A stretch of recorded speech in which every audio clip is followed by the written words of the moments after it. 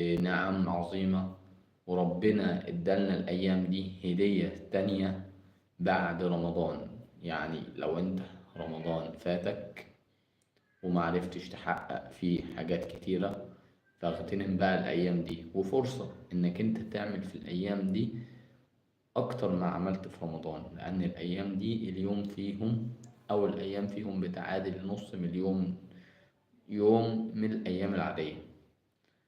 فطبعا انتوا عارفين القصة الشهيرة بتاعت اللي هو الراجل كان بيكلم رسول الله صلى الله عليه وسلم، قال له بتعادل ايه العشر الأواخر؟ قال له الحديث فيما معناه أو ملخصه إنها بتعادل الجهاد في سبيل الله. فأنت في العشر الأوائل من ذي الحجة بتعادل المجاهد في سبيل الله. فتخيل إنك أنت على فراش الموت، أو تخيل إنك أنت عندك مرض فظيع، وإنك أنت هتموت بعد 10 ذي الحجة أو بعد العيد اللي هو بعد عيد الأضحى مثلا، ومعاك 10 أيام دول هتعمل فيهم إيه؟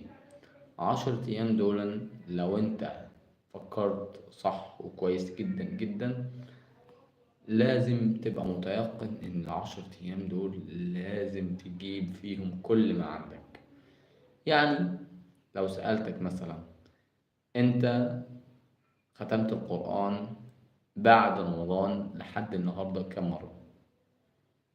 طبعا شغلتنا الدنيا كلنا، الدنيا شغلتنا كلنا، مفيش حد فينا ما تشغلش، أو مفيش حد فينا الدنيا ما خدتهوش، لكن تعمل على قدر المستطاع.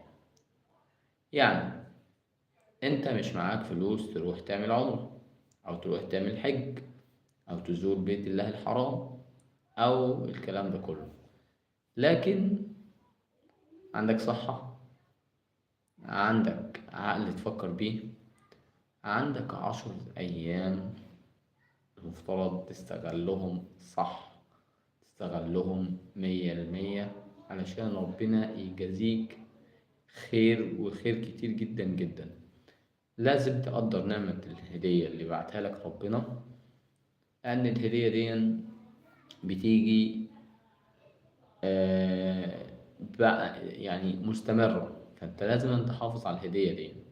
هدية ربنا بعتها لك ال10 أيام دول، لازم تستغل كل لحظة تعدي عليك فيهم. يعني بمعنى صح، تصلي ال5 فروض في مواعيدهم، وكمان جماعة، وتحافظ على الذكر، وتزود كمان من الذكر والاستغفار والصلاة على الرسول صلى الله عليه وسلم، وتجاهد في الأيام دي كأنك أنت بتجاهد في سبيل الله، أو كأنك أنت بتجاهد في يعني كأن العشر الأوائل دول أو آخر 10 أيام دول اعتبرهم آخر 10 أيام في حياتك.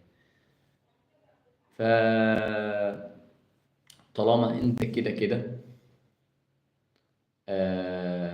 خلاص داخل على العيد، فاعتبرهم إنهم هما ال10 الأواخر من رمضان، اعتبرهم كده.